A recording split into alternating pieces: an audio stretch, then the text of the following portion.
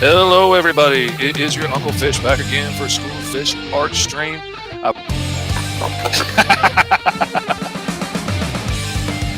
J-Man wants a Gatling gun on the end of his tail. Oh my goodness.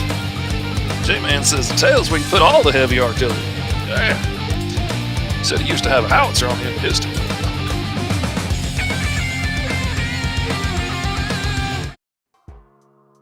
Good morning out there, internet world, and Kyron, because you're the only one here right now. Welcome to the ever amazing, ever intoxicating, ever exotic, ever exasperating School of Fish and Art Stream. Now I'm pretty much resigned to Thursday mornings here lately because I don't want to let my Patreon backers down, but I've been a little too busy to do twice a week here lately, or at least 2 different days. I might do it again this afternoon, maybe, see how that goes. Maybe do a public one later, see what happens there.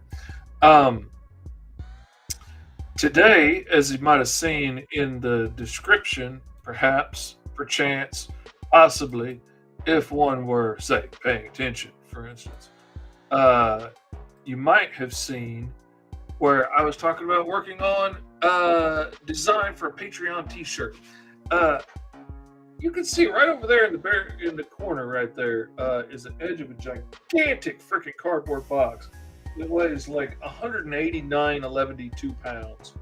Very, very heavy box, which happens to be full of a brand new t-shirt press with like all the extra doodads for doing hats and doing cups and all kinds of stuff. My wife went overboard on this thing. But we're doing t-shirts for Christmas. She always does like pajamas and stuff for everybody in the family for Christmas. And she got in the habit of doing customized t-shirts because a friend of mine has a local t-shirt shop. And I got her a Cricut last year for Christmas. And so this year she decided to go overboard and she bought this great big t-shirt press, which I think really was designed more as a gift for me. I think really, when you look at it.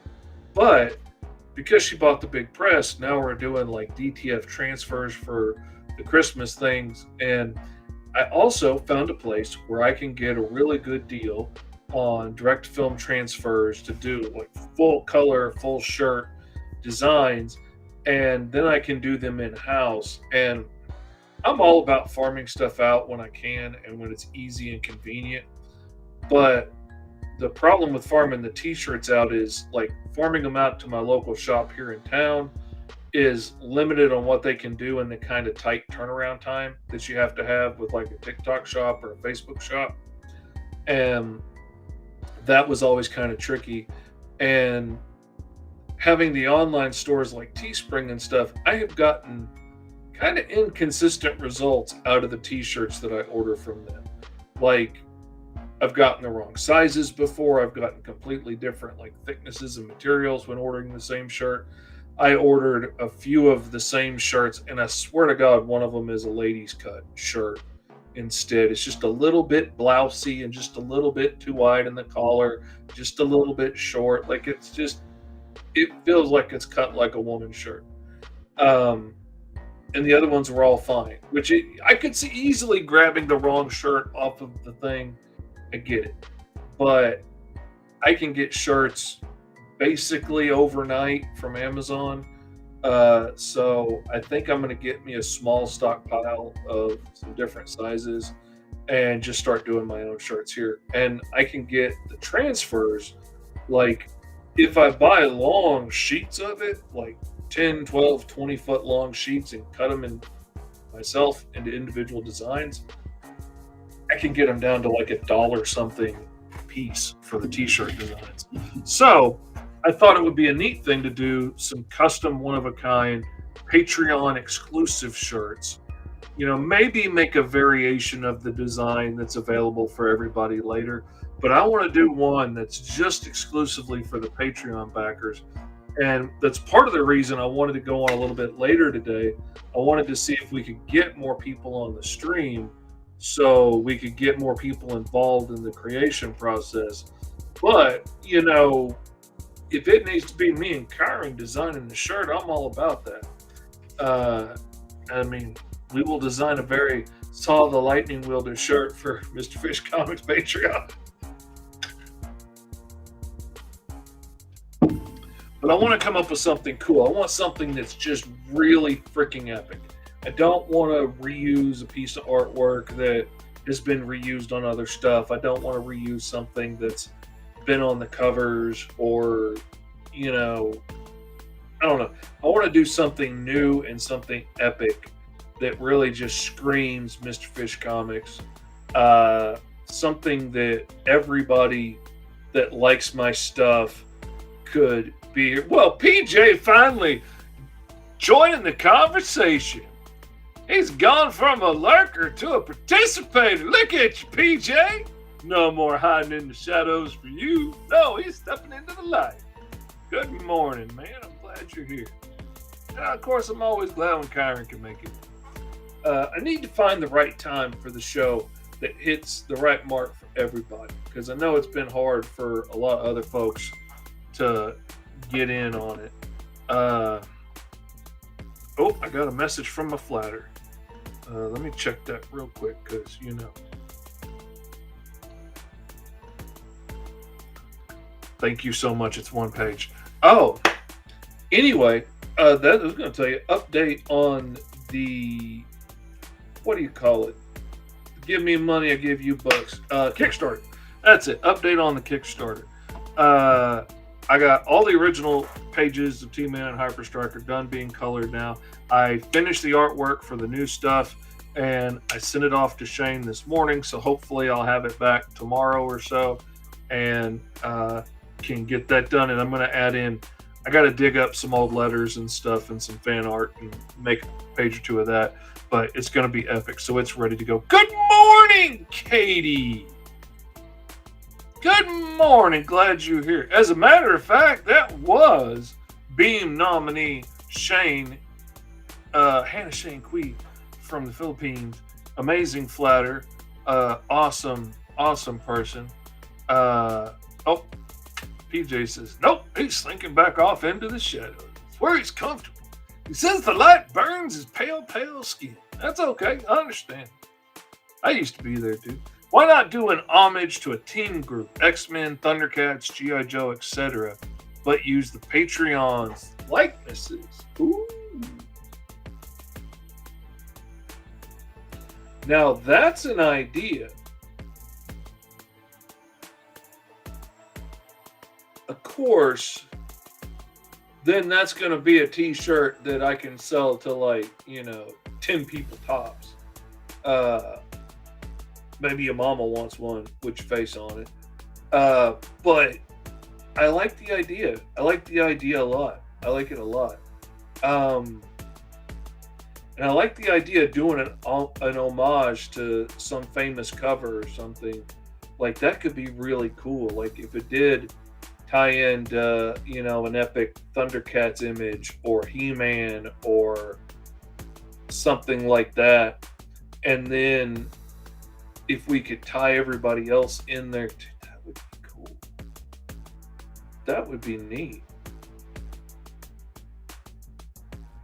Oh man, I'm trying to think. How could we do that?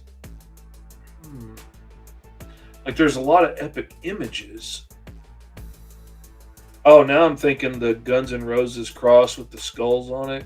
I'm thinking that with, like, Kaw and Virgil and T-Man and Hyper Strike and, I don't know who else would be on there, but I'm thinking that now.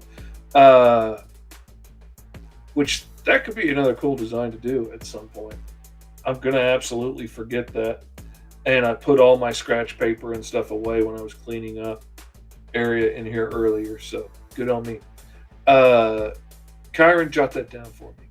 And you can put my castle in the background. Yeah, there we go. There we go. Put Kyron's castle in the background. Speaking of castles, could do like a He-Man homage with him in front of the Castle Grayskull, but have it be like Kaw with his Omega Blade, which is going to show up later in the books, but it's not there yet. and uh, and then maybe do like faces around it. Oh, you know what we could do? Like how all the faces show up in He-Man, we could do faces around it of like the Sorceress and Orko and Man at Arms, but have it be Kyron and PJ and Katie and Sarah, and that could be cool and that could be funny, and we would know what's going on.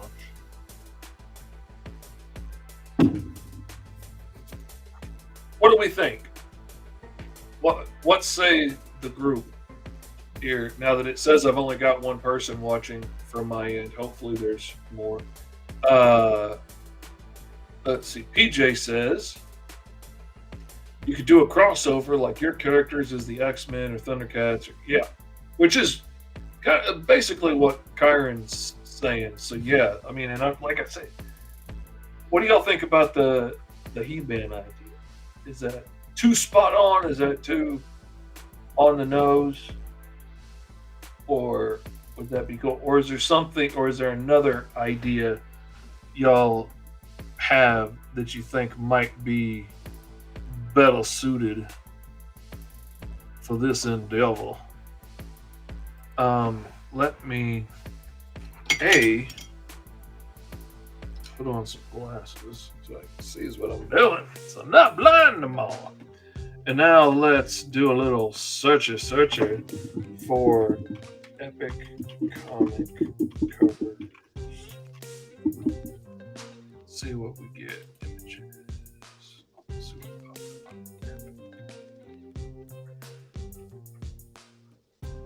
I didn't realize there was an epic comic. So there's a whole lot of that.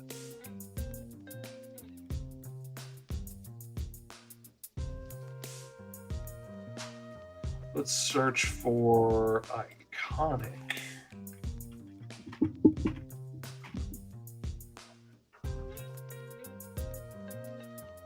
Comic cover.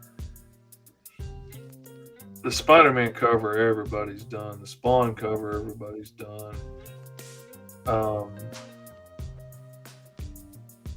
Now the Batman one and the shadows and the lightning, that would be cool with Caw. But that's more like variant cover. That's not like custom t-shirt. Oh my goodness. Kyron's dog threw up and he had to clean it up. Oh my God. I hate to imagine what must have happened to your servants to put you in such a lowly, despicable, dare I say, human position of having to clean up after your own animals. What are you, a farmhand? Like, no, that you're too good for that, Kyron. I'm not going to stand for it. I'm gonna have to have a word with your servants union or something, because that just simply won't do. Simply won't do. It's like I can't really remember like a Thundercats image that is as iconic as, like, say, the He-Man image. But that was what I was thinking about doing. And now that Kyron's back, hopefully, still only says I'm getting one. Okay, told you, Butler to clean it up. To tell the other Butler. Okay, I got you now. That makes a lot more sense. What I was thinking was like the He-Man image with him in front of the Castle Grayskull with the sword up and the lightning and everything.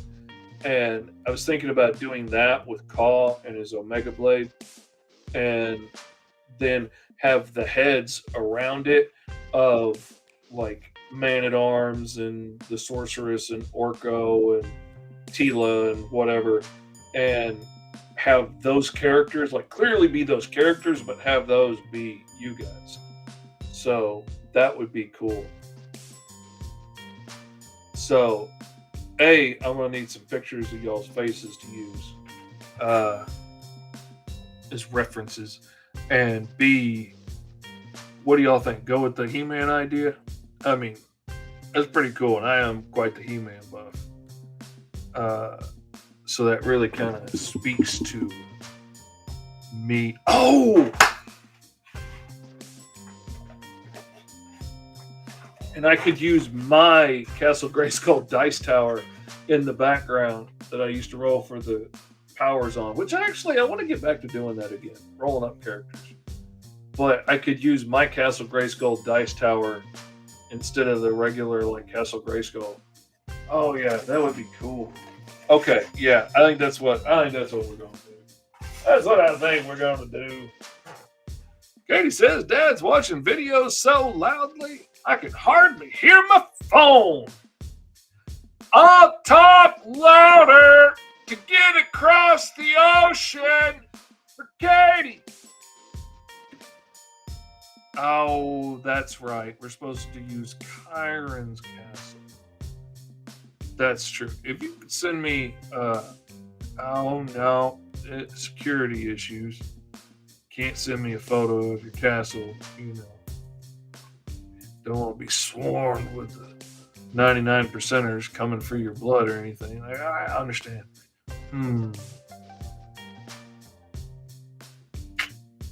You know what? I think I'll use that scale model of your castle that I turned into a dice tower. I'll use that as a reference.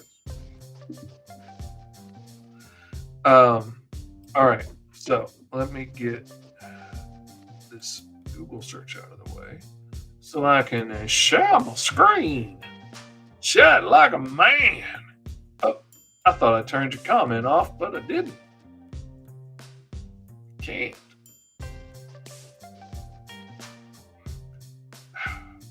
I hate it when I accidentally click on those 3 little dots and then it's like, oh, do you want to block this person? Do you want to block them forever? Do you want to delete their comment? I don't want to do any of that.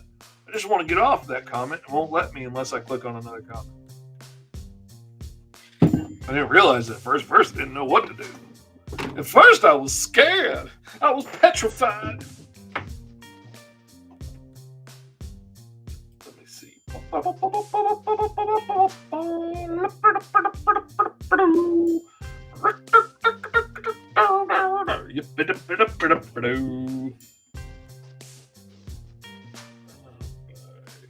$15.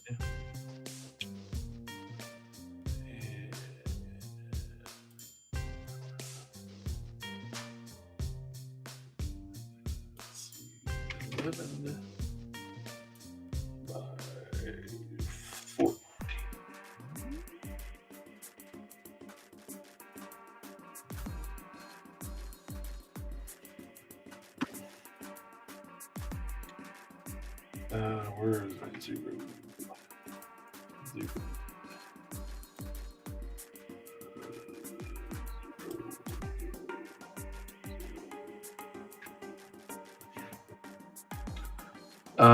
And I want to record the time lapse on this one because you never know, it might make a good video down the rodeo. Yippee-ki-yay-yo. Click a little okay. Okay, now something didn't work right because the lines didn't work out the way we wanted to. Let's double check that there. Change game size. Okay, let's see. We wanted that to be 15. And we wanted that to be 12. There we go. Now we're cooking with propane and propane accessories. Yeah, you would think I would, but it takes up so much space. Some of them don't take up so much, but some of them do. Some girls don't like boys like me. Oh, but some girls do. But sometimes it takes up so much freaking space that I just can't afford it. And on my hard drive. Now that I've cleaned a whole bunch of stuff off of my tablet and stuff, it would probably be easier. But I couldn't. I got to where I had to start being more careful about it. I couldn't just record the time lapse on everything just in case, because I ran out of room on my tablet real quick. My tablet's been getting so freaking hot from so much stuff that I've been working on at the same time and keeping the browser open with a bunch of windows and stuff for references and running and having like 10 pages pulled up at the same time. I went in and changed some power settings. I got a whole bunch of extra files off there, and I'm trying to close stuff out when I don't absolutely need it for sure. and it's helping some. And I bought an exterior fan I'm going to mount to the back of it to try and help cool off the case some. But yeah, that thing's getting dangerously hot. All right. I need a reference image. Let's see.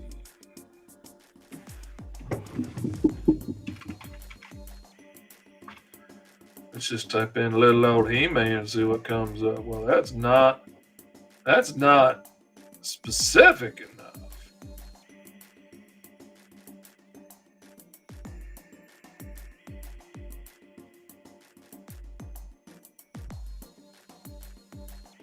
Okay, now good question for the fans. Did we do the sword up getting struck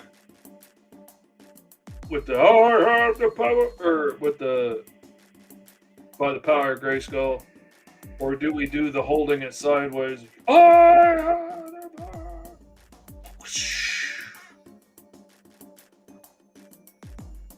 I'm trying to think because these designs are a little bit taller than they are wide, and that sword's awful big. If I take it straight up,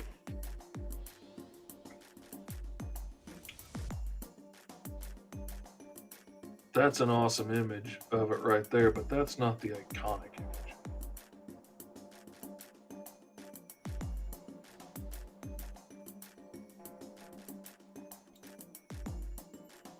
Copy image. All right, now we're going to go over here. Sorry y'all couldn't see any of that. I should have just cast the window that I was working on, but I didn't because I'm an idiot. Paste to shown position. Oh, look at that tiny little paste. That itsy bitsy teeny weeny little old blue pasterini.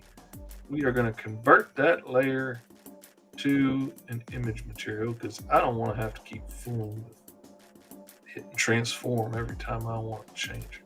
Whoops, I'm going to regret that. Okay. There we go. We'll stick that up over here out of the way. We're going to turn a little transparency down on that. A little opacity. Going to turn that opacity down. We don't need to be too opaque. Not us. No. All right. And then we're going to scroll till we get to our trusty old Rusty Nib 3. Because nothing's better than using the exact same pen all the time on everything. Katie says consistency's key. And I'm nothing if not a Katie clone. I'm just trying to be like Katie. Aren't we all?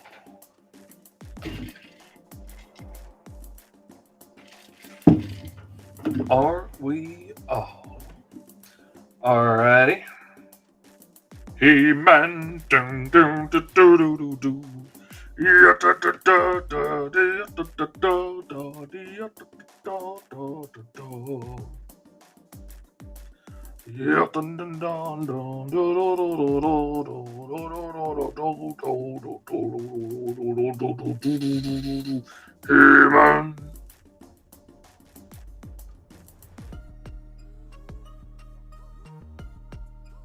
Man, going back and working on that caw pay or caw.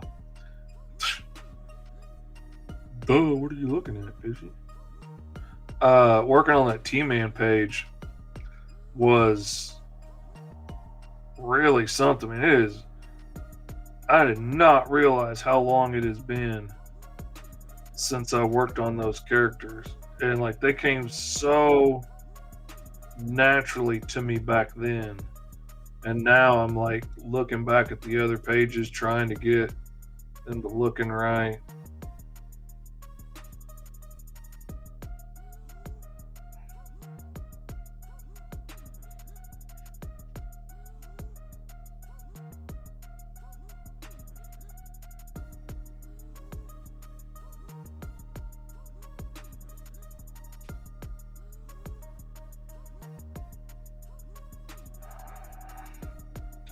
It's surprising how much that can just dissipate over time, and like it used to be so easy.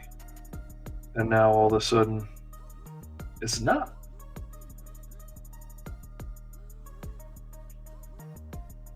Whoops, wrong setting, fishy. Come on, can't look a fool in front of Kyron.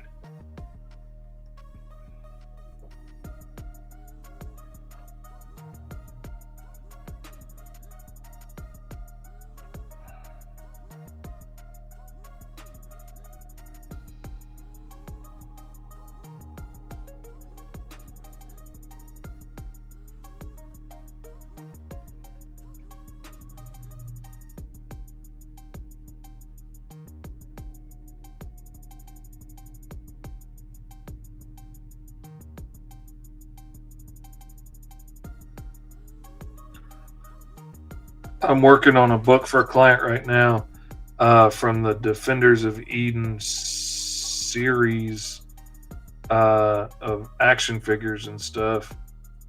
And it's going to be, I think, Agents of Ashmore, I think is the name of this book. And it's really cool, and it's got all these giant anamorphic dinosaurs and stuff in it.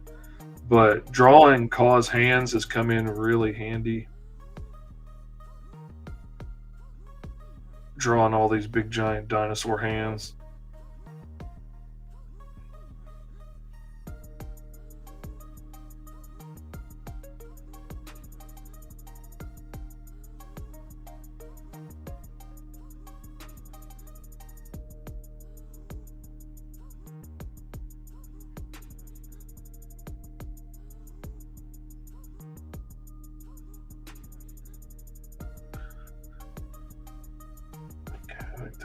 Actually might be a little bit too big.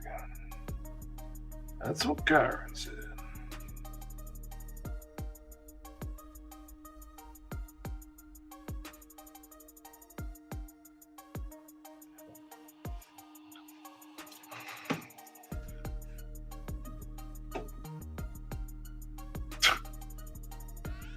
Kyron says, I actually reread T-Man last night. I couldn't find my Y the Last Man omnibus. Well, just a couple letters off, that's not bad. What'd you think? I just added the page. I thought I was going to add 2 pages in there, but I got it in 1 page and I really like the way it came out. And it gave more time for her to have an actual like transformation into a hero and give a chance to talk about her now that she has accepted and taken ownership of this power that's always been in her, all this extra energy coursing through her veins.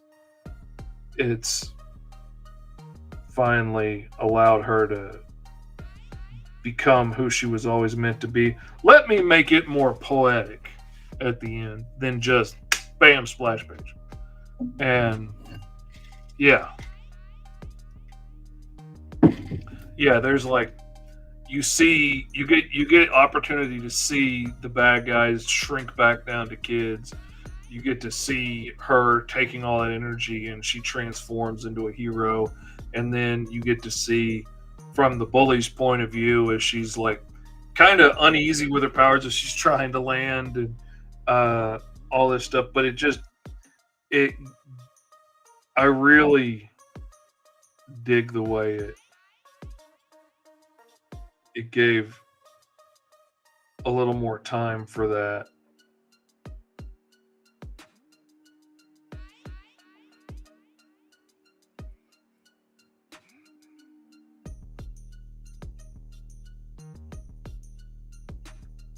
Gotta have psychotic eyes for Kaw.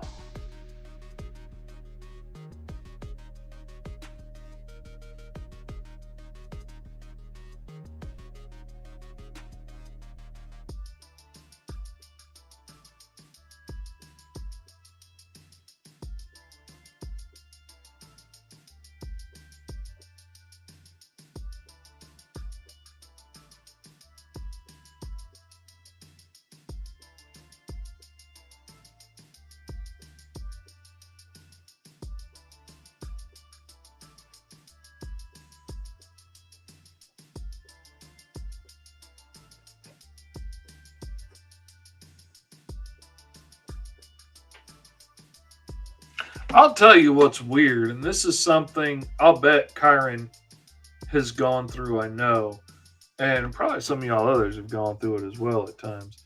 Uh, I have had the very weird experience, almost surreal, of in a couple of different conversations that I've had recently. I'm planning to make a TikTok about it, but I have not because I've been too busy. Um, several conversations I've had recently, I have had to reference the fact that I am indeed a writer. Like I'd say something clever, and somebody would be like, "Oh wow, did you just like write that?" And I would say something to the effect of, "Well, I am a writer," and it really kind of shocked me a little bit saying it out loud and being like, "Oh, you know what? I actually am a writer. Like, I've written several books now." And like the new T-Man and Fishtails will make the 10th books that I've written myself. And God, I could not even count how many books I've worked on that I should have had like a co-writer credit on because I did a lot of it. Added a whole lot to it, if nothing else. Um, I'm not picky for credit or anything. I really couldn't care less, which is why I'm not listed on it. But when it comes to talking about being a writer, uh, like it's nuts to like say that out loud and to have told several different people in several different situations where it just so happened to come up. Not like I was looking for the opportunity to slip it in somewhere. Like, oh, by the way, I make comic books. Just let's see. I'm gonna have to shorten the blade some here because that's the one problem with making it go up is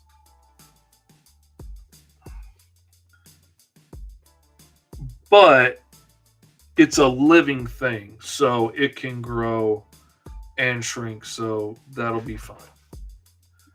That will be fine. I might shrink the center area, the crystal eye in the middle of it here, the flower, a little bit.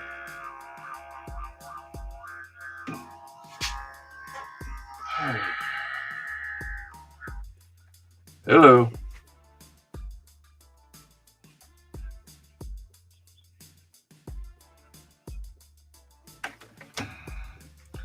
I have told that same guy to take me off his list so many times. And yet, he don't take me off his list. He keeps calling me. And it's always the same dude.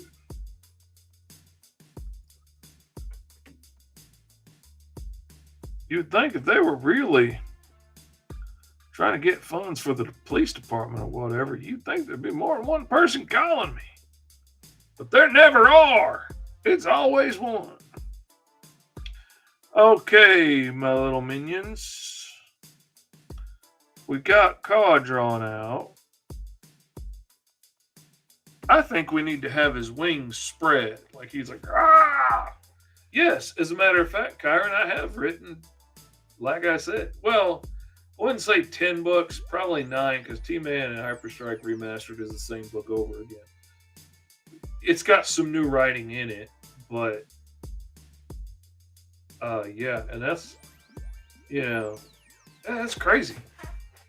That's crazy to think. Like, I've always known I'm an artist. I had no problem claiming in junior high that I am an artist, and people be like, yeah, you can draw, but he's like, you're an artist. I had no problem claiming that I was an artist because I knew who I was and what I was. I've always wanted to write, and I've written short stories and stuff for fun, but like to actually have published stuff out there to be making money off of things that I published. Oh crap, that's not even counting a kid in a comic. I forgot about the newsprint bit that I've been doing.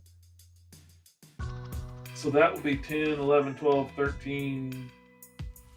It'd be 15 things that I've written now. Not counting all the stuff that hasn't been published, but just what's been published. That's crazy.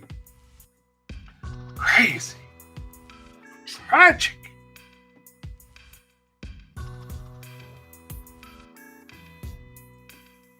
For whoever can name all the crazy things, all the crazy shows that I reference while working on this, I will give you 5 cents off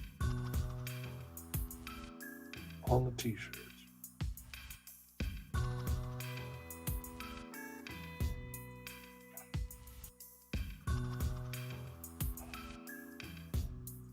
And this wing should be bigger, but only got so much room.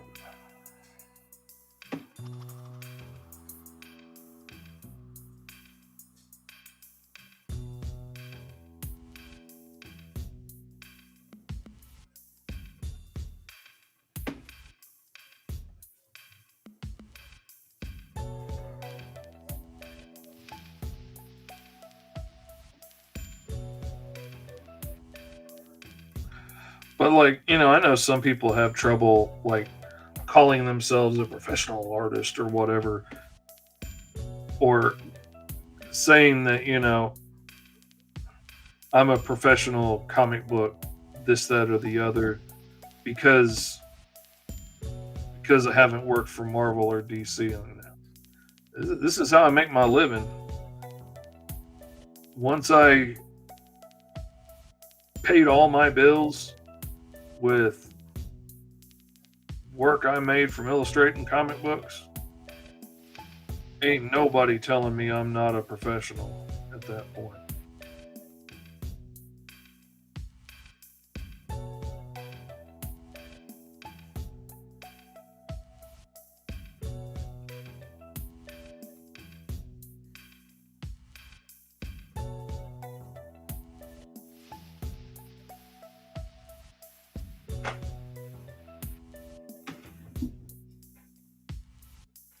Thank you, Katie. I appreciate that.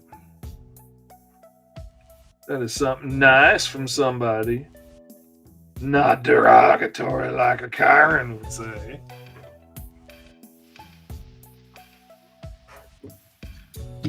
Kyron's sense of humor is one of my favorite things about it.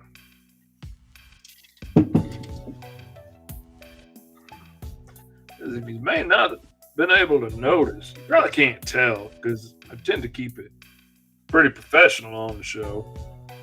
But I can be a bit of a character myself at times. I'm something of a smart ass myself, Peter.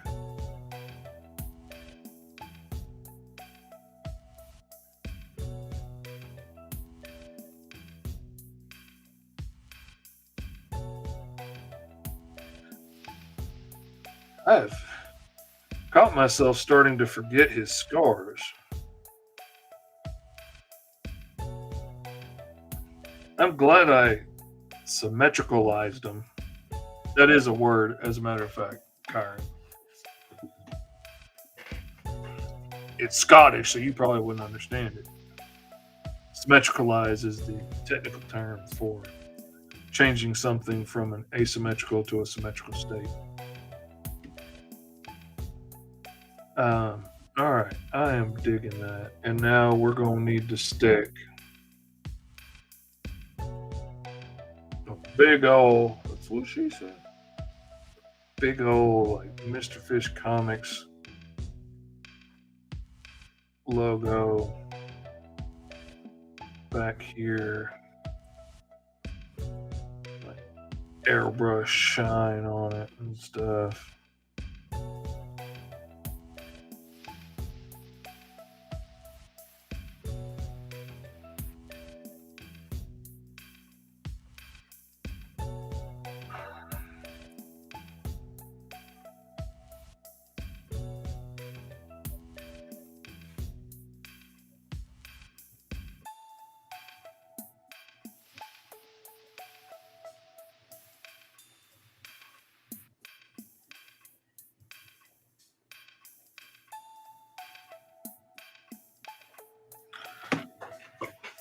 Okay, that's coming out pretty cool.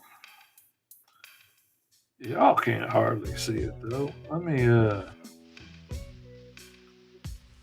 darken that up a little bit. See what that does.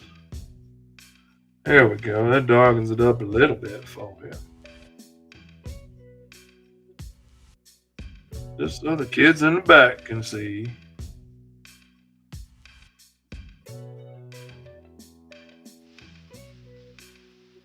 Now, let me see. It's what? 10 paying folks on Patreon. Oh, that's not where I meant to go. I went to the wrong side. I need to go to the Patreon, not the old Kickstarter. Crazy fishy. Let's see. Audience.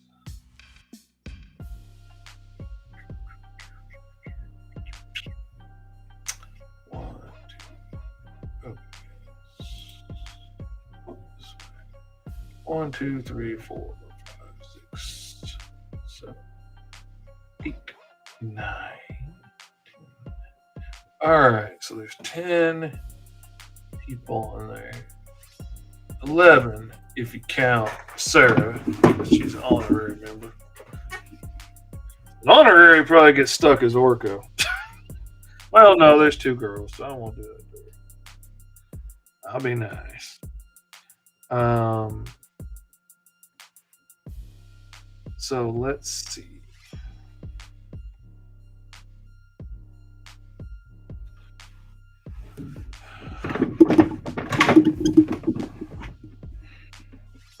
Let's get out ye old symmetrical ruler. We'll make a new layer. We're going to colorize it.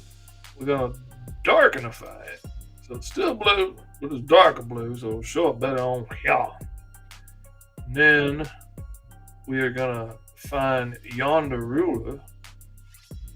We're going to go to symmetricalize the ruler. And then we're going to start, we're going to match up that little center bit. We're going to hold the shift. We're going to click and drag. And now we got us a nice symmetrical mirrored line up the middle. Just like a professional would have. If a professional were to do such things. And now we're going to paint bucket fill that whole thing. And we're going to translucify it a little bit so we can see through it. But I want the background of the heads to be solid when I get done with it. So, all right, we need to fit 10 people on here, so that's 5 on each one. So,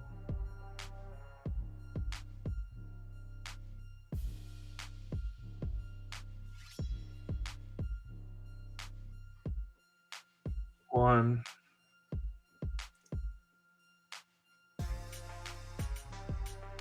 2, 3,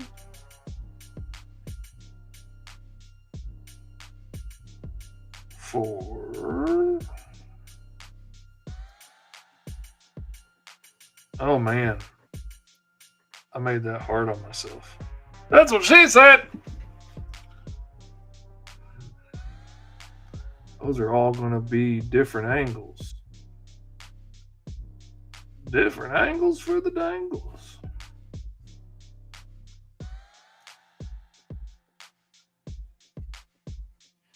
Which is going to mean getting angled shots of everybody. Or extrapolating.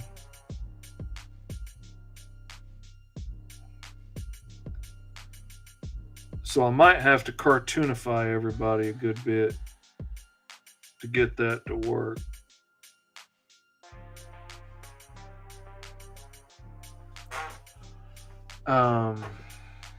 But that could work. I think we can make that work. 1, 2, 3, 4, 5, 6, 7, 8, 9, and 10. Who knew? 2 times 5 would be 10. Crazy. It's like it's magic. Come on, Selecto Wand. Do your selectifying. Now we delete all that background area. And look at us.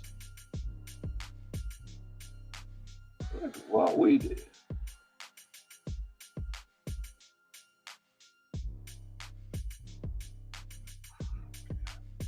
Delete outside because every once in a while there's little bits out there in the corners that didn't get got. Hate it when things don't get got.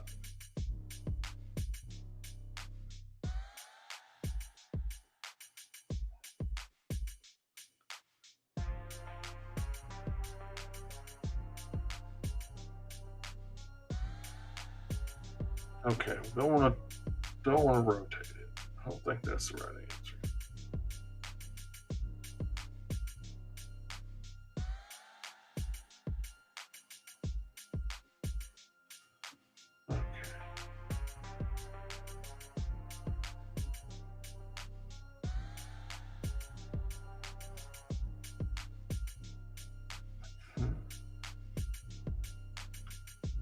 All right. I want to keep them centered.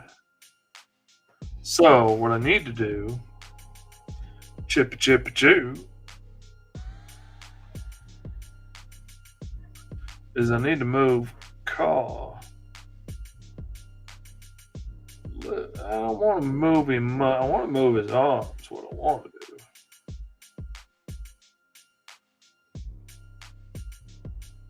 It's easier done than said, she said.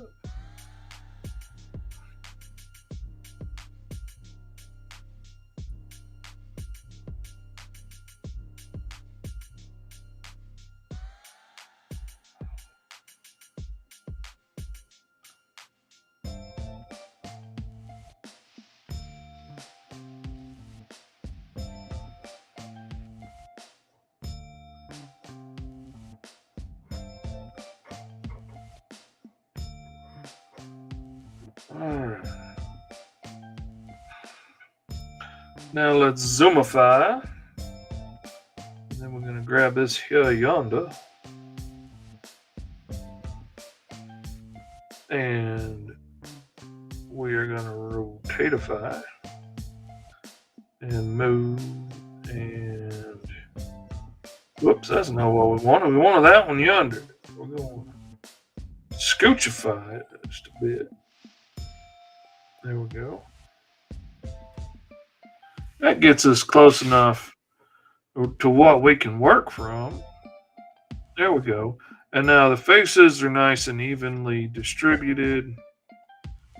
I may actually enlarge them a bit, which will spread them out a hair and take them a little closer to the edges. Give his hand a little bit more room. There we go. Cartoonify, Scottish word. No, actually, that is Hindi, as a matter of fact. But, you know, Fishies is a melting pot of the language, if you will. So we've got stuff from everywhere. My phone has surprisingly good speakers, says little Sarah from up yonder. I always want to say, like we're talking about little kids that wrote letters into the show. Like 9-year-old Kyron from LA said, but I can't remember the towns anybody lives in. Which I shouldn't really be saying the towns, but if I could just get the states right. But, you know, I can never remember. I always want to say Wisconsin, but it's not Wisconsin. It's Michigan, isn't it?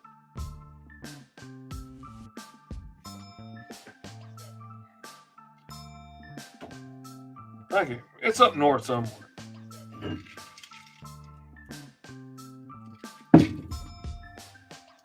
But that works pretty good. Now we need to figure out who's gonna go where.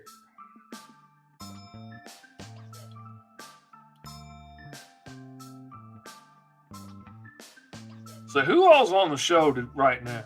We got Sarah, we got Katie, we got Kyron. We had a PJ in here for a hot minute, who may or may not still be here. Who knows? In this ever-changing landscape. So let's see. I'm gonna put you guys in the top slots.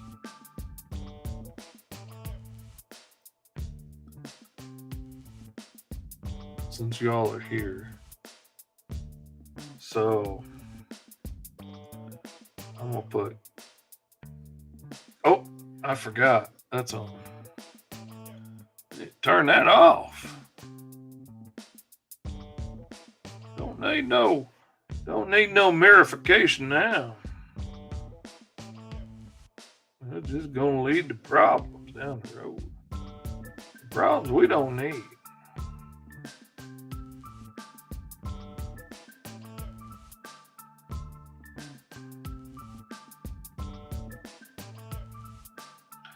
Okay, so we're gonna make that one Katie. Make her the sorceress.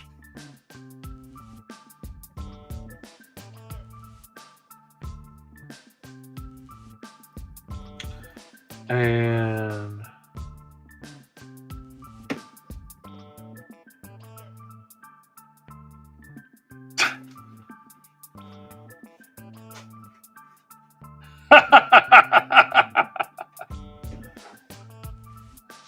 Katie says Cartoonify isn't Scottish. I ain't either.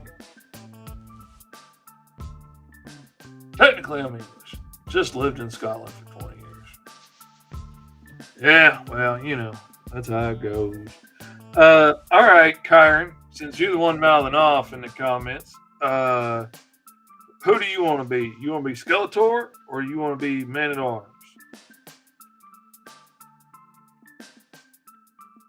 And we wait with bated breath.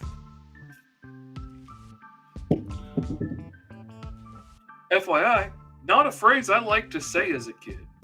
I thought it was a cool phrase, waiting with bated breath. But, you know, with a name like Fish, that's not something you say in public more than once before you get made fun of. And that's the end of that. All right.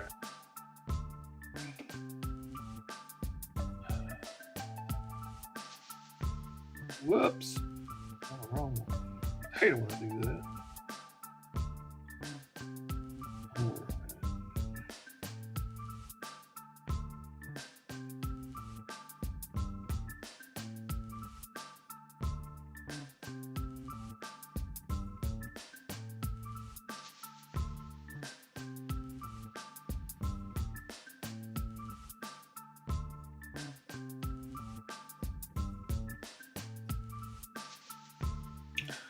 We're gonna make PJ Skeletor.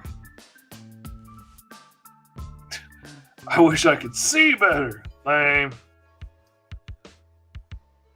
Sarah, while you're listening, do you want to be Tila or do you want to be Evelyn? It doesn't matter what it is, Sarah. When you say baited and your name is Fish, they only gonna think one thing. Anyway, this old PJ here is Skeletor.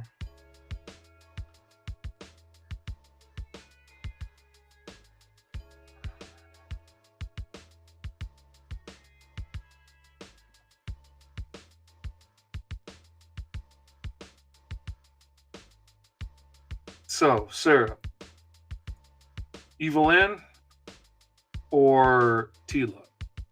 What'll it be?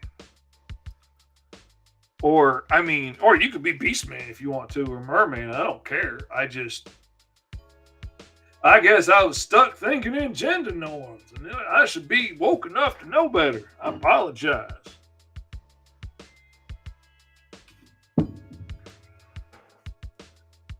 Be Orko if you want to. I don't know. But who would you like to be out of the He-Man cast? Oh, R2-D2. Oh my God, R2-D2. I love Star Trek.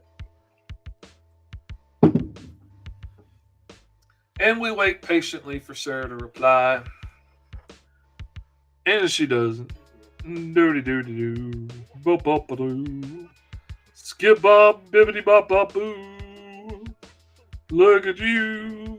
Your head stuck and do. Bip bop bibbidi bee boo. Evelyn, she says. Good deal. Sarah could be Granger. Good deal. Because I kind of wanted to keep the bad guys on one side, but I wanted you guys to have the top spots because y'all are always here. So I wanted to give that to the in crowd that's always here.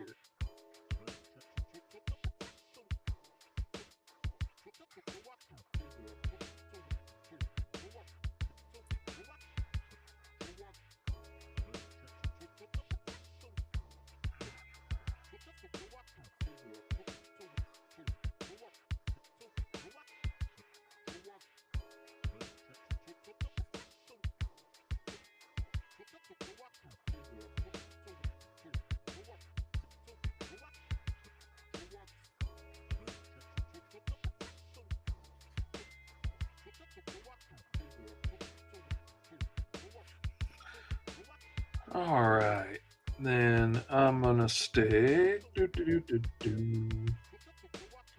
Oh, Rod would do good as Beastman because he had the beard. And frankly, I'm not about to make a black man Beastman. That just has all kinds of racial sensitivity stamped on it. I'm not going to do that. So I'm going to make Rod be Beastman.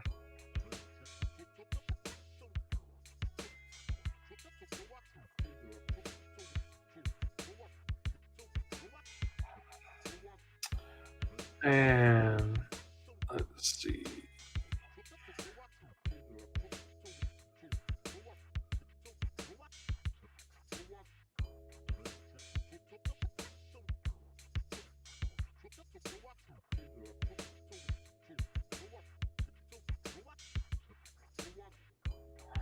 And we got Trapjaw. And we'll have Merman down here at the bottom. Which again, those lips could come off as racially insensitive. Maybe there's another white dude I can stick in there. I don't know. I have to look through my backers. All right, let's see.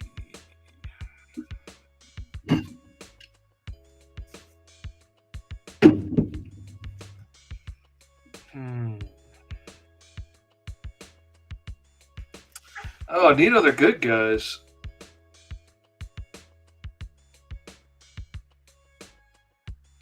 I'm gonna let Rodney pick what he wants because he's backing at the $100 tier. So I'm gonna let him pick what he wants to be there, and I'm gonna leave the other ones open for now. But okay, I got that figured out, and now I need to work on getting pictures together for references for all that. So we'll do that. Y'all been having a whole conversation I didn't catch on about Cringer. Figured you like cats, so it would fit. I have shit internet here. Damn it. Sorry about that. So, all right, I will look for reference photos. I will also know what I'm going to do. Oh, dang, can I do that? I can't do that with this one. I'm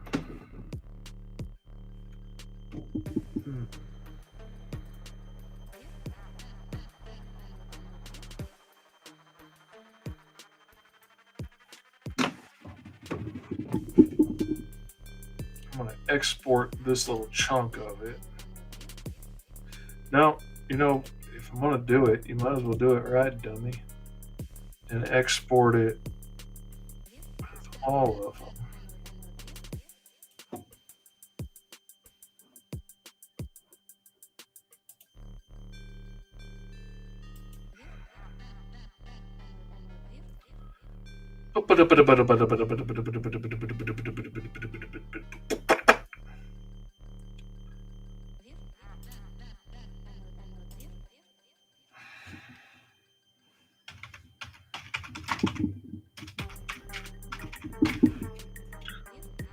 And we're just going to do the selection area, and we are not going to do it at 600 DPI because it's unnecessary roughness. There we go.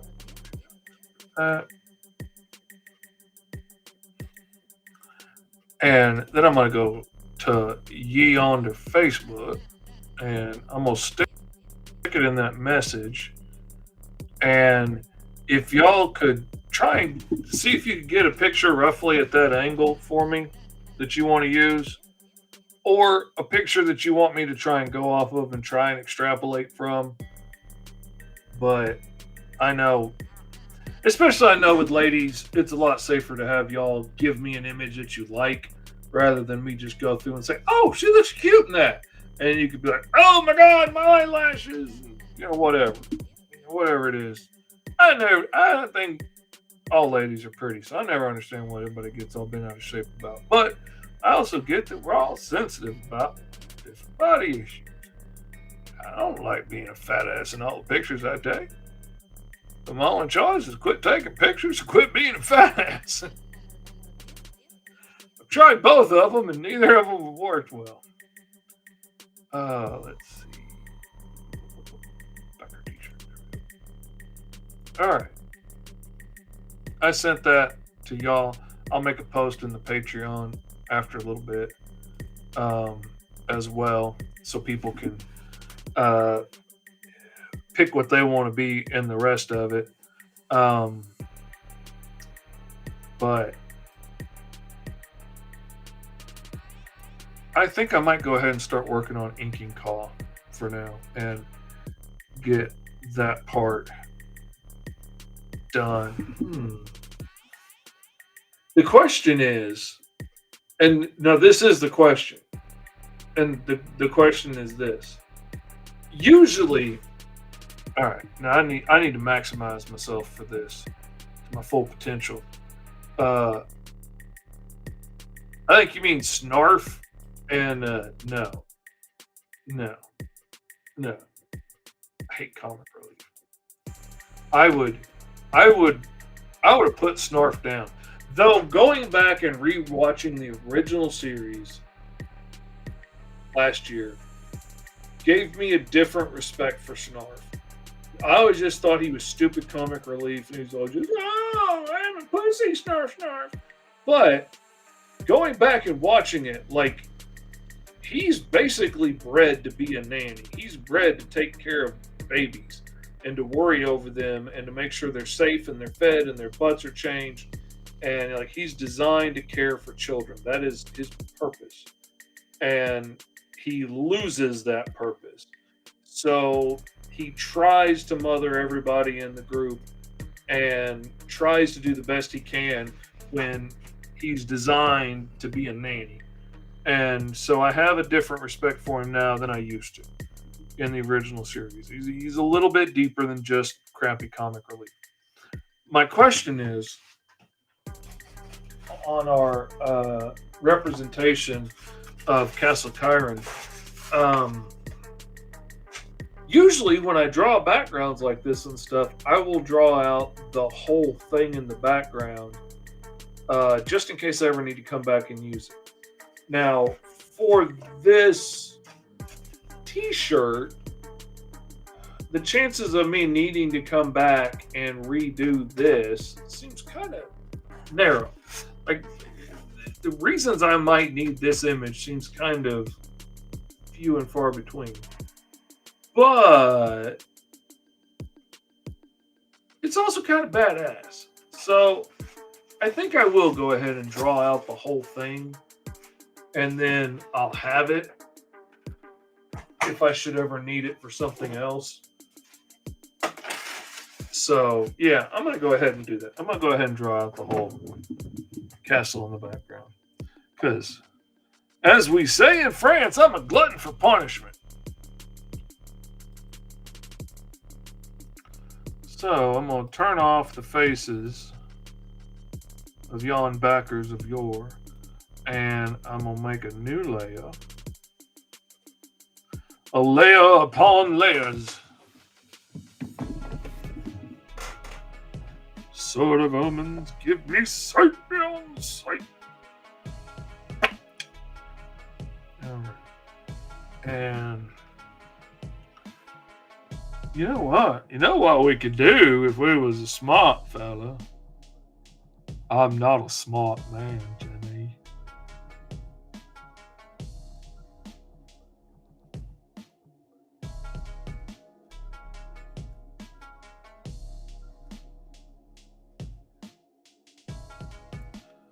Um, we could turn on the old symmetricalizer and we could cut some of that sketchy time in half.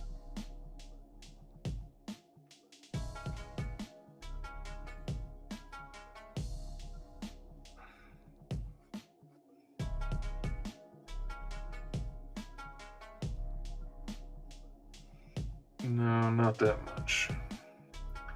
It is beveled, but it's not beveled that much.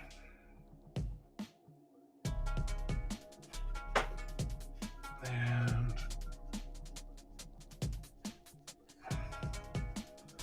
I'll tell you what, I was really proud of figuring out how to do that rounded part on the top of that. I was real proud of myself when I figured out how to make that out of a top of a 2 liter bottle.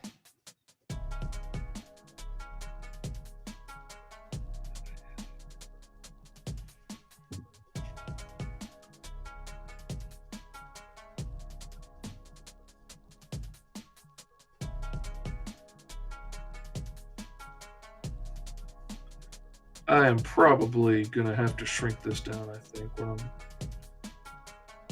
done with it, because I'm getting the width of that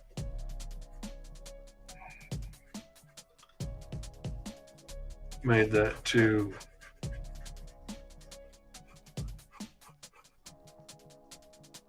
big, but okay.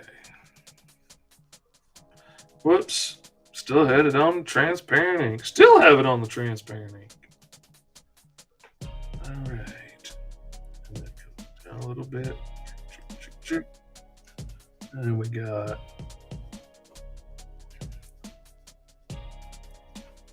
rounded out eyes, another rectangle, cheekbones. So I really want to make it look like my Castle Grayskull and not just like the Castle Grayskull. Because mine's kind of wonky, but you know, that gives it character. And that makes it look like the one that we have used to make cool characters.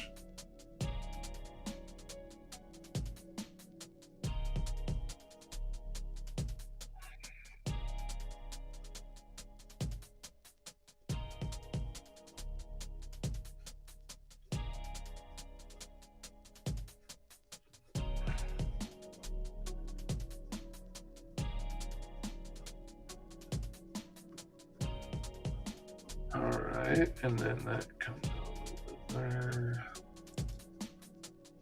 And those are asymmetrical, so we're going to do that differently. And then comes out there, that comes out there.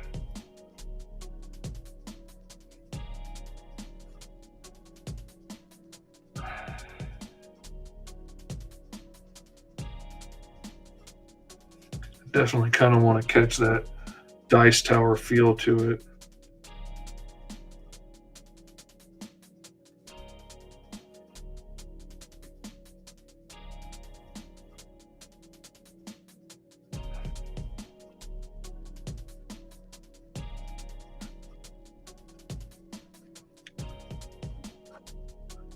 Okay, and now we can turn off. I'm going to just turn off being able to see that layer at all.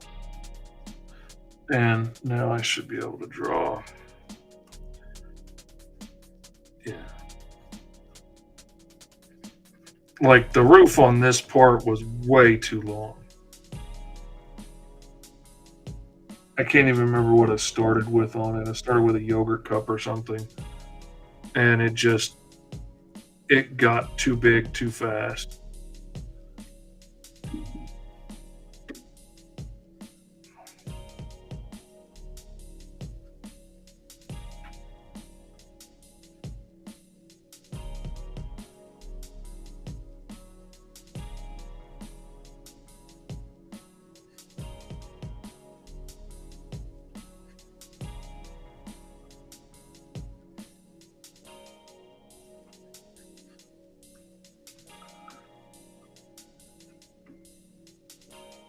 Missing a big stone right there because it popped off when I glued it. When I painted it. When I painted it, all the glue got wet again, and some of them wanted to just hop right off there. And I was like, you know what? The hell with it. It works. At that point, I just wanted to be done with the dang thing.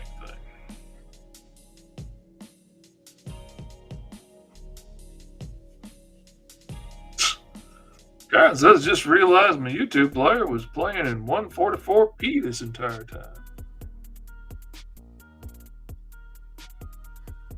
Yeah, that's pretty low resolution, isn't it?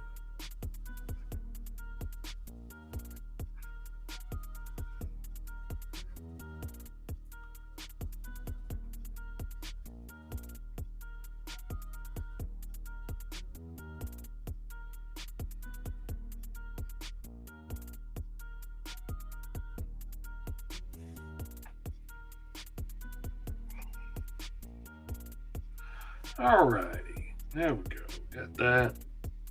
Shrink that up yonder just a hairsy. Just a hairsy waresy. No. You know what? That wasn't nearly far enough. We was being silly and we didn't go far enough. Don't wound when you can kill. That's what Katie says.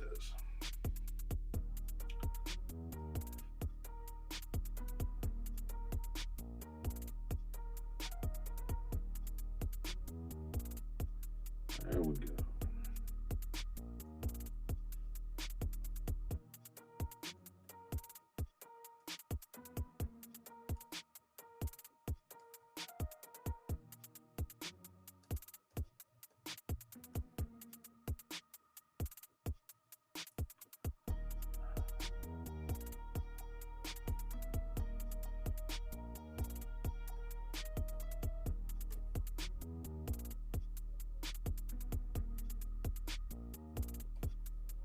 Why isn't it?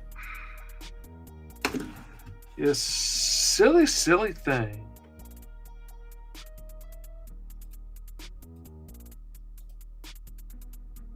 Merge selected layers. That's what I was been trying to do.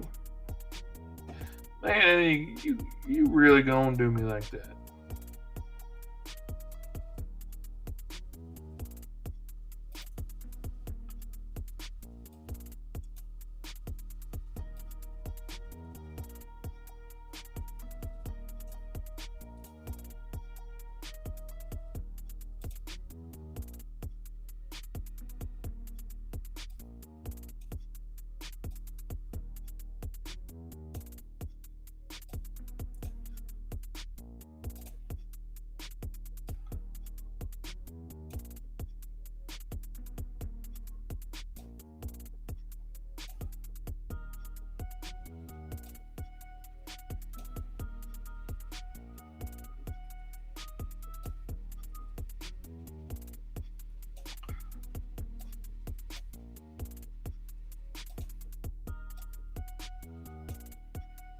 All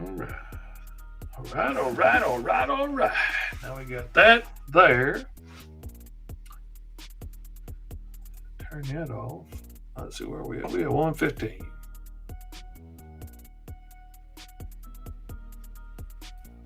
Huh. I didn't think about that. That's a pretty cool idea. I didn't realize you could set it at lower resolution when you're playing music. I usually listen to my music on Spotify, but I've got quite the playlist of like mashups on YouTube now. And every once in a while I'll turn on YouTube and listen to those.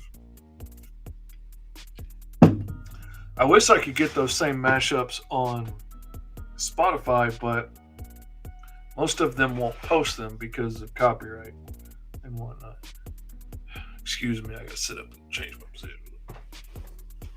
Oh, good God, Gertie, what a gash. That hurts.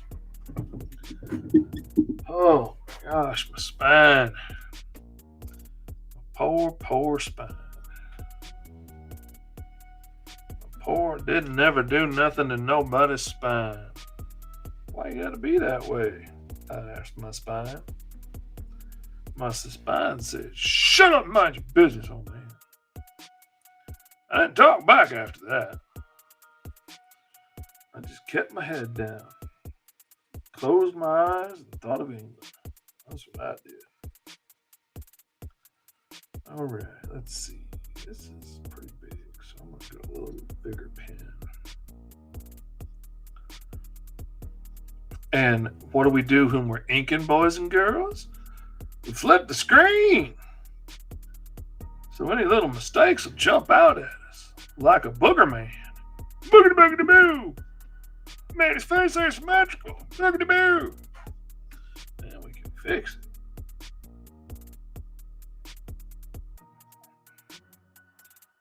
That's a little big. All right, I'm gonna go back to my smaller pen.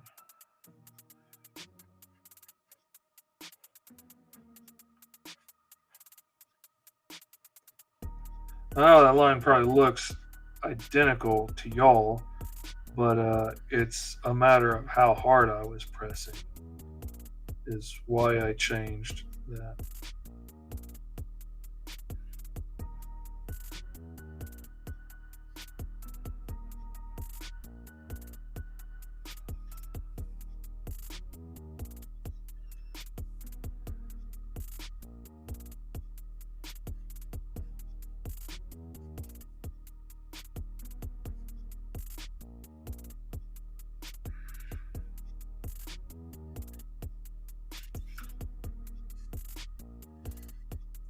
I have started, like I said, working on this new book for a client, and it's been really fun working on these dinosaur characters. Because, like, I've always wanted to do a Triceratops character. I freaking love Triceratops. It's my favorite dinosaur. Not that anybody asked. But after the Turtles did the Triceratons, I felt like, man, they really nailed that. And felt like anything else after that was really just kind of a knockoff at that point. So that's why I have yet to use Triceratops, my favorite dinosaur, in anything. But this book that's full of anthropomorphic dinosaurs has, a clan of Triceratops in it. And it's been a lot of fun to get to draw them.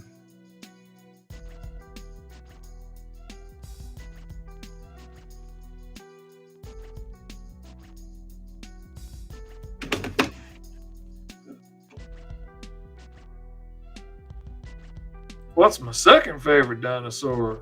Kyron asks. Which I appreciate the thought. That kind of changes from time to time. The what's his name? I've never been able to pronounce it very well. The dudes that got the great big frill on their back, the great big sail on their back.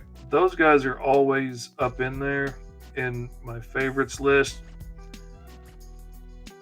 I always thought they looked so cool. It may not be super effective. I have to think that's a huge liability in battle, but I just love it. I think it's awesome looking. And the Stegosaurus is usually up there. Never in my top faves is the Ankylosaurus. I never liked those guys. And there's one of them in the book that I'm working on, and it's kind of made me change my view a little bit because they armored him up and everything, and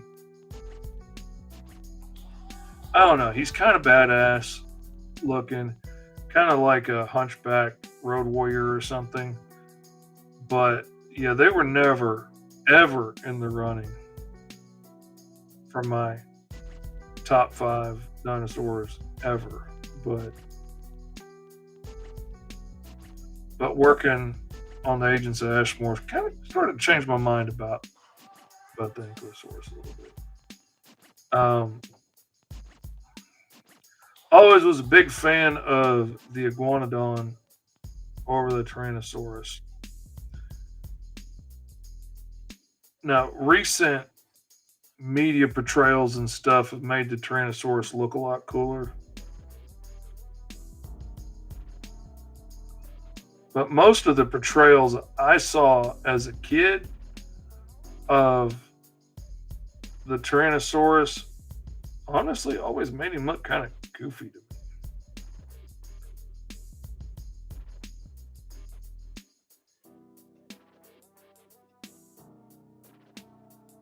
Oh, I can't do that with this one.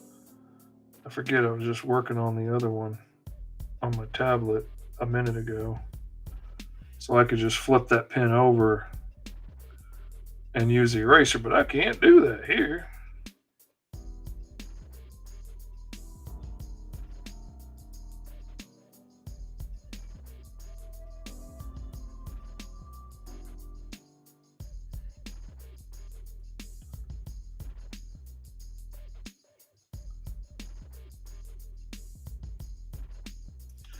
Gotta pull out a whole different set of muscle memory.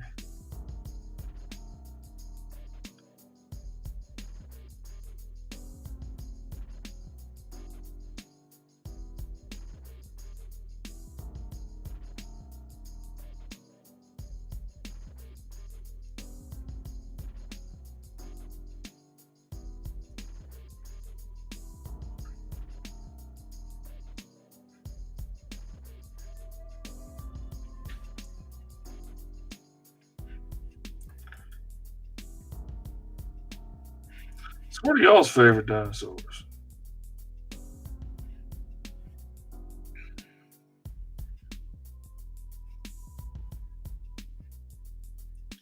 Because we all had them.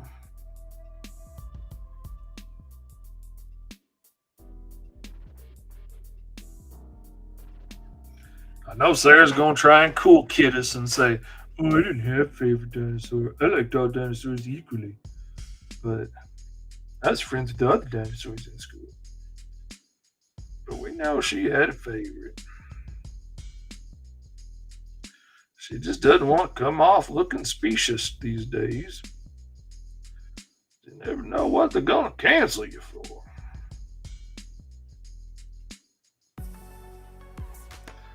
Been watching the news, and it's all about Taylor Swift getting Person of the Year from People Magazine, and her doing an interview about,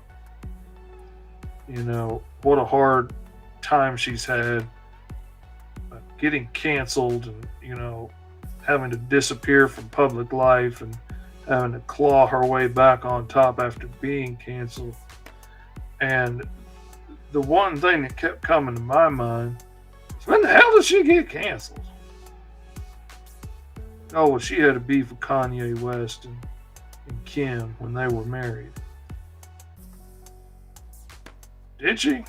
I didn't know about it. I mean, I knew Kanye acted a fool on stage and embarrassed her and everything, but everything I ever saw was showing her handling it with a lot of grace. And I like Taylor Swift ever quit being famous.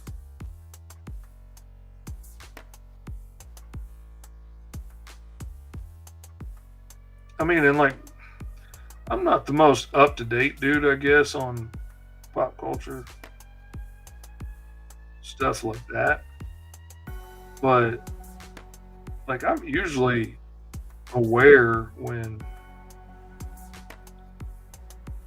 Home Dude from That 70s Show got finally got sent to prison for rape. Like, I've been waiting years for that to come out. For that to finally have something done about it. Because they made the claims forever ago on him. And he just always kind of like, yeah, Scientology. And disappeared into a cloud.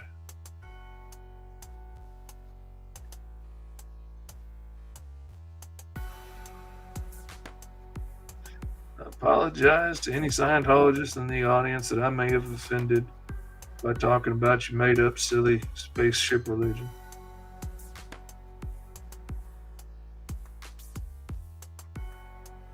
Didn't mean any offense when I called you a bunch of dumbasses. I thought you knew you were dumbasses.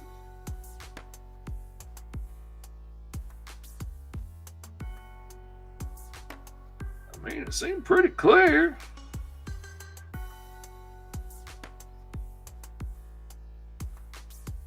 Which, if I talk to somebody in a room enough, I'll get magic powers, religion, kind of stuff. Kind of figured y'all knew y'all was dumbasses. I realized I was breaking news on you.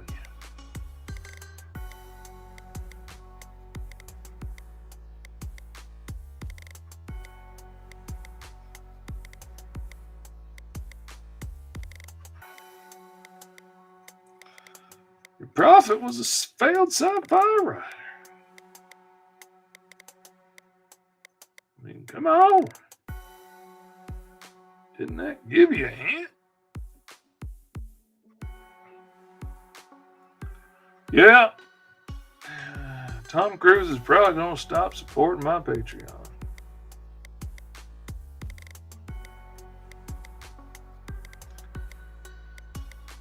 I don't know what I'm going to do without his free subscription.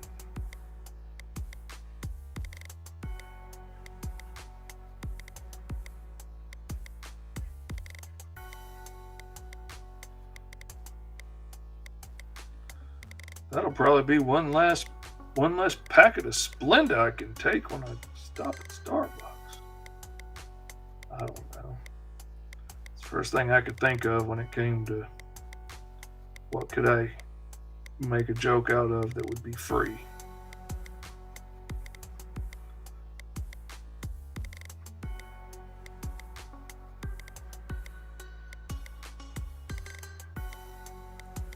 You know what really bugs me about the sugar packets? You just thought I had a beef at daylight savings time. Is the sugar in the raw bullshit?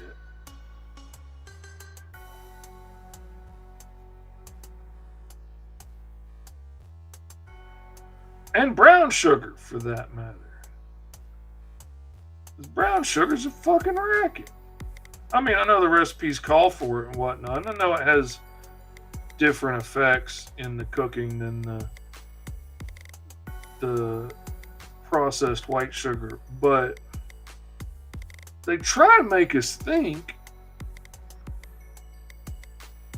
and by they, I mean, the liberal elite snake people that are eating babies in pizza restaurant basements or whatever it is they're doing. They, the collective they,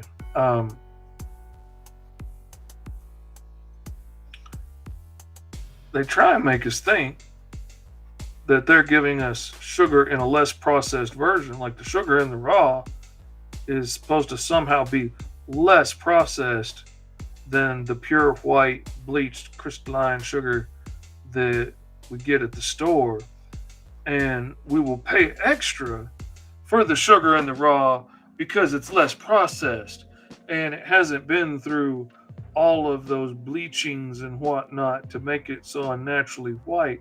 It's in its pure, naturally brown state.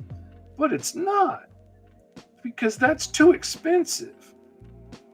Just like brown sugar is not, brown sugar should be and would be, if it was done correctly and realistically, it would be the less processed version of sugar before it's been bleached and everything.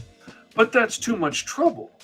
It's easier to just go ahead and bleach and process all the sugar until it's bright white, and then take some of that and add molasses back into it to make brown sugar. And it's basically the same thing they're doing with sugar in the raw. They're taking the processed granulated white sugar that's been bleached, and then they're adding molasses and stuff back in to give you this rougher looking sugar and convince you that you're getting some, unaltered earlier state, some artisanal crafted sugar, and you're not. You're getting processed sugar with extra steps added. How am I deleting those lines so easily? Kyron asks. It's because I work in vector layers, baby. So I can just draw lines like that, and then I can click on my eraser and bloop, erase all the way back to that line. It all depends on how you set your eraser tool as well. As you can see over here, I have my vector eraser. I have it set to the little middle bar there, which will erase all the way back to the last intersection. If I use erase touched areas, it will only erase where I erase it, and then I would have to erase that whole line. But I don't want to do that because it's way too easy to make mistakes. So I'm going to go erase up to intersection, and then when I click across that line anywhere, it will delete it all the way back to the next intersection, which is why, like, when I draw, come on, pen, what's going on? Why is my pen not working all of a sudden? Oh, man. Did it decide to get stupid on me? Let me try saving it and see if that'll...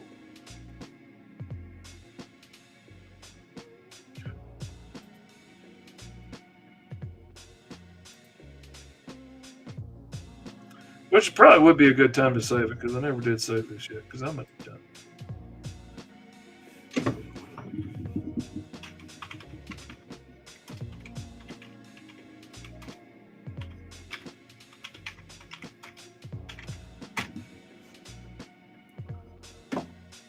All right.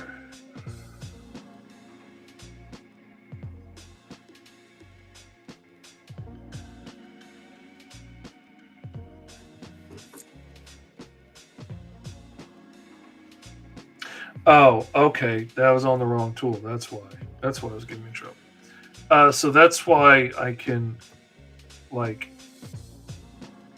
draw a finger like that, and I could draw a knuckle line sticking out of it, and just click up here and erase them back to where I want them to be.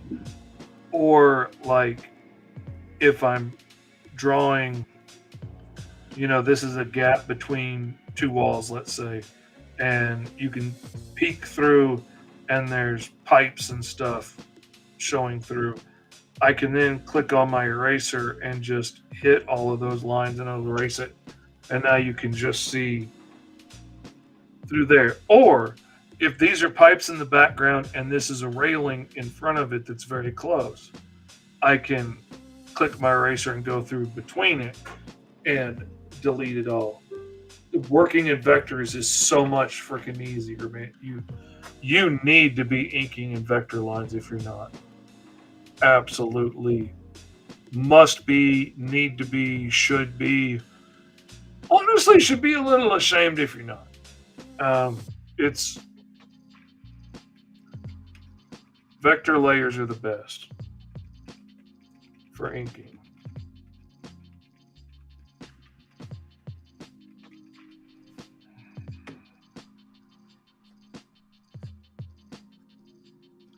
And also, like,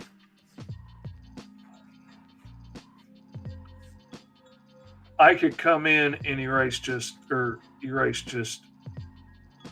that line and that line and that line and that line if I want to make some kind of pattern.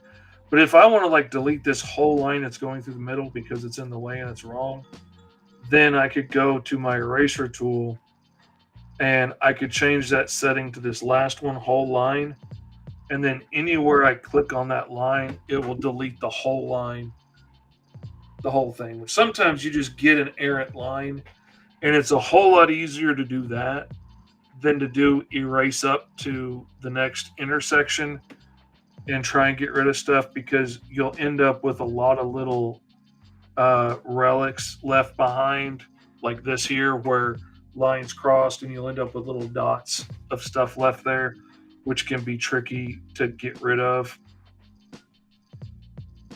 I usually end up selecting them and then cutting them because that's easier. But, like, oh man, this works so great for doing patterns and things. Oh man. Like, oh god. Okay, okay, okay. Where's my bar tool? Okay, so I made this bar tool that's a white line with a thinner and thicker black line on the other side of it. No, I don't want to go on that way. I want to go on this one. So I can use it. Okay, we'll put that there, and then Control CV. And that's the other thing with vectors. I can like copy and paste that line and move it around. And now I can come in and delete like every other one.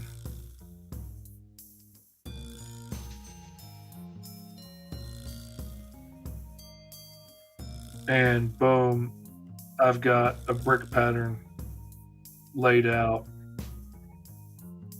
And that tool that I use leaves a little bit of overlap and stuff here, but if I come in with a white pen, whoops, I'm not on the pen, I'm on the eraser tool. If I come in with a white pen, I can like bevel those angles and like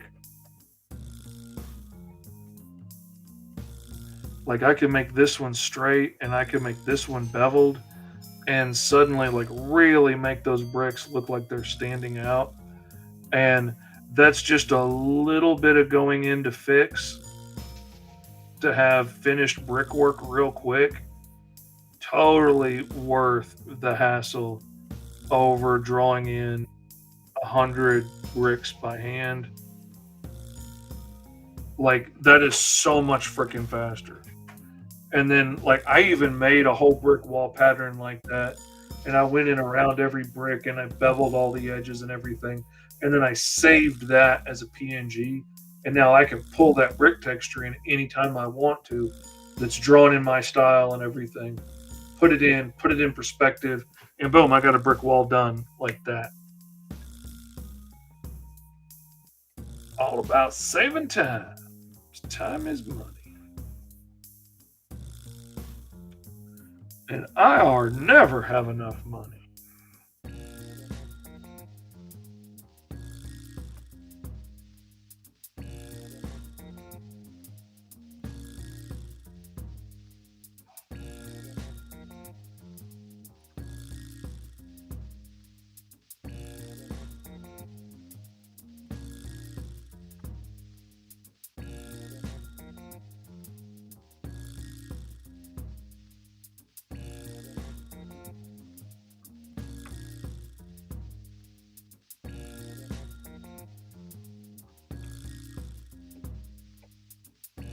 I can't wait to introduce this sword, but it's gonna be one of the things that he has to hunt for on this new world to get back, and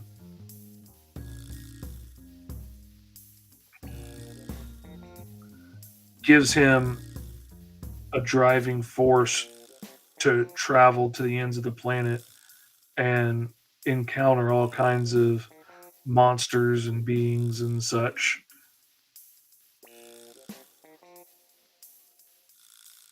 It's the MacGuffin to make him chase around the planet. For those that have read issue 2 already, um, this sword is what he's screaming at the captain about,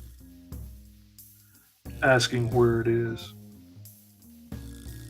Like, I kind of want it to be a little misleading and have people think he's looking for his mask, which is honestly like right there in the open. But, maybe he's too angry and stupid to find it. Like, I wanted it to be a little bit of a misdirect.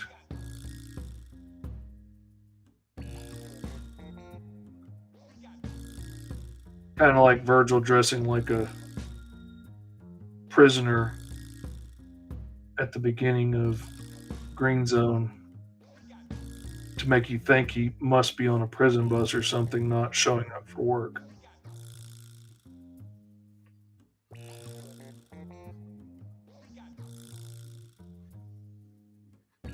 But the parts of this sword are going to be the thing that makes him travel around the planet and come into contact with all kinds of cool things and make friends and enemies and stuff along the way. And learn the meaning of friendship.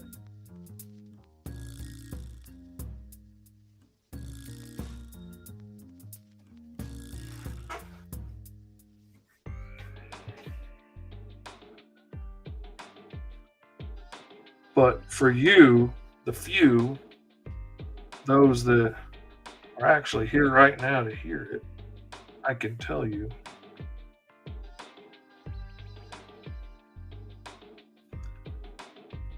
the sword is actually a sentient supercomputer.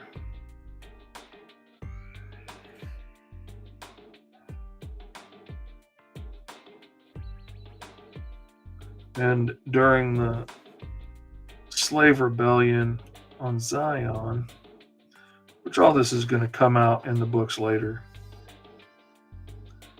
during the slave rebellion, he found out from some of the other Crow slaves that there was this one device in the center of the city that was the source of all the angelic council's powers and all of their abilities, and it's why they are the technologically superior race on the planet, and it's what powers the whole planet and everything. And they told him, like, if somebody were to take that down,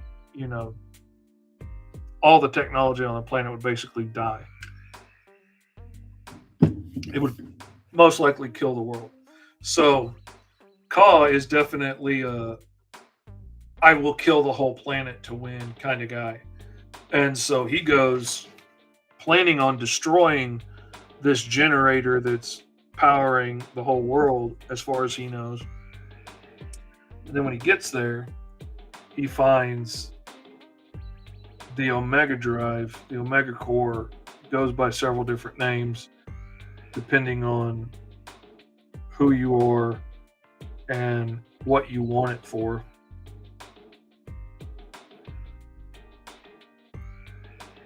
To him, well, I'll get there. Anyway, so he's about to destroy it, and it realizes that, this is about to be the end. And this thing has existed longer than our universe has. Like, it's one of the only things that survived the Big Bang and comes from, the time beyond time. And it's basically fine with dying because it's been a slave for so long. Has to be better than this, But in Ka, he recognizes a fellow slave that has been hurt and mistreated by the Angelic Council, and sees, yeah, a brotherhood of sorts with Ka, and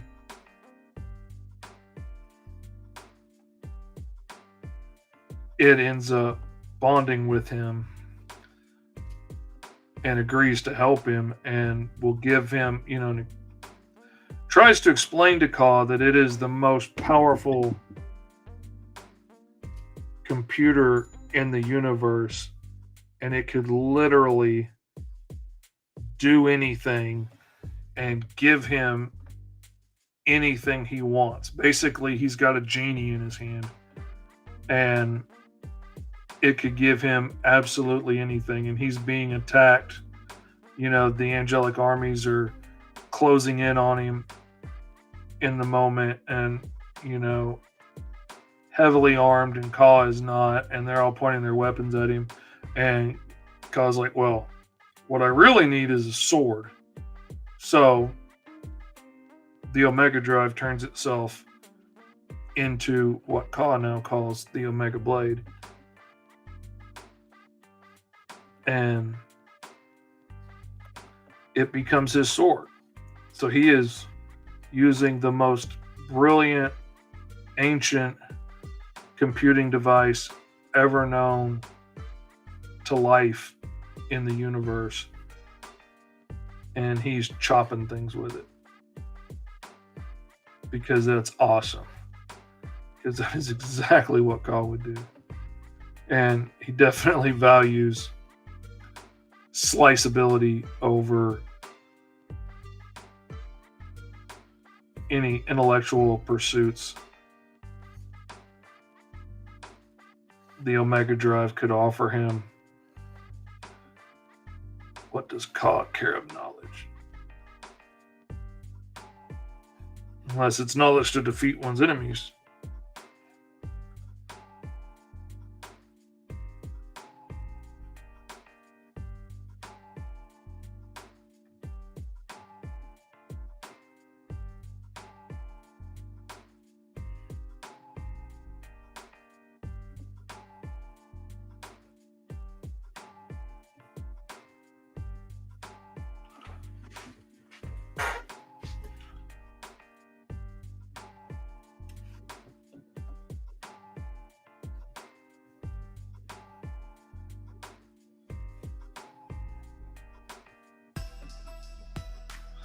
But I want to.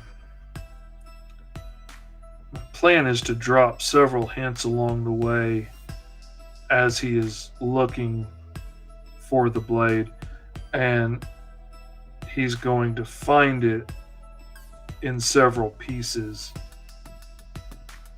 and each of the pieces is sentient, and it's like finding different snippets of the whole personality. And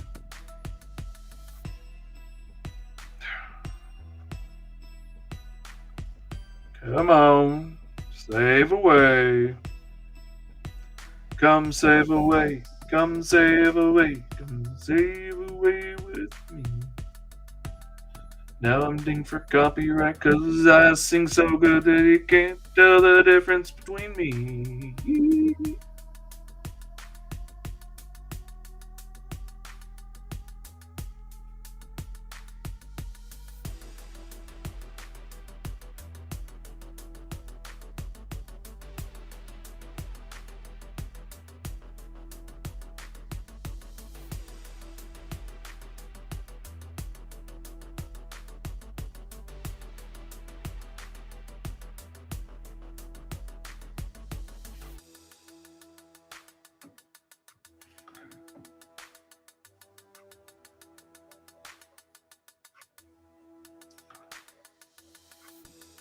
I was saying earlier about working on that Agents of Ashmore book with the dinosaurs. It's a lot of fun to work on, and it's an interesting challenge drawing all these cool head shapes and stuff that I have never drawn before. Not this many times in a row, not in the book. Like drawing a dinosaur once and drawing the same dinosaur 100 times in a book is a very different thing. But oh my god, I am missing my normal style because these dudes have so many scales and details and little things on them to draw that, like, it's not unusual when I'm inking my own stuff for one of my own books. I could get sometimes 5 to 7 pages a day inked if I'm lucky. On these, I'm getting 2. I got 3 by working 16 hours one day. And there's just been things like doctor's appointments and stuff going on that have kept me from being able to keep putting in 16-hour days. So, all right, we got COD done, at least, on today's episode. And oh, no, this is this one. And there are the heads. Oh, we're still reversed. Let's put that back. And then turn that on. You know what? We're going to turn it off. And then we're going to do a little selecty around ye old car. And all right, that did pretty good. Then we're going to turn that back on. Then we're going to right click and we're going to do a mask outside selection. And there we go. Now we got us a little car t-shirt coming along. That's looking mighty fine if you ask me. That's the kind of thing right there. Sarah's going to say, I want a shirt with my face on it. She's going to say, send me 2. I'm going to have to print her out too. Like this is some kind of sweatshirt. But like I said, I've got my own press now that my wife got to do our t-shirt shop, our t-shirts for Christmas this year. And I found some places to get really affordable DTF transfers made of my designs. And like when you buy like 10 to 20 foot rolls of the gang sheets at a time, it gets pretty low and brings the designs down to like $1 or so a piece. And I'm all about that.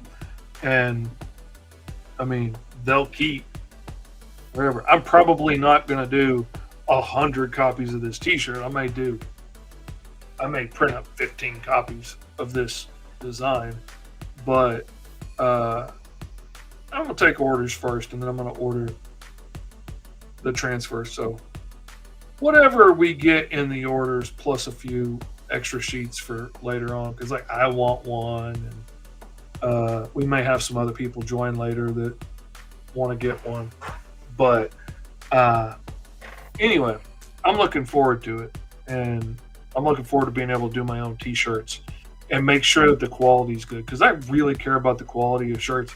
And a lot of the cost shirts and stuff that I've gotten are iffy. Some of them are great, and some of them, like, I can't wear it. They're just they're not bad. They're just uncomfortable on me, and they're cut weird. And I tick enough with my clothes, like my sensory issues. The clothes have to be right. So I'd rather just get nice shirts and know that I'm getting quality shirts, and that way everybody's getting quality shirts. Anyway. So thank you guys for hanging out with me. I am going to share this on Patreon so people can look at it and see where they want to put their faces and what characters they might want to be. I probably need to clean up those names. Anyway, that's what I'm going to do. Thank you guys for hanging out. I appreciate y'all being here. Thanks for the great idea for the t-shirt design, and I'm going to keep cranking away on that, and I will talk to you guys later on. Thank you for hanging out. Peace out.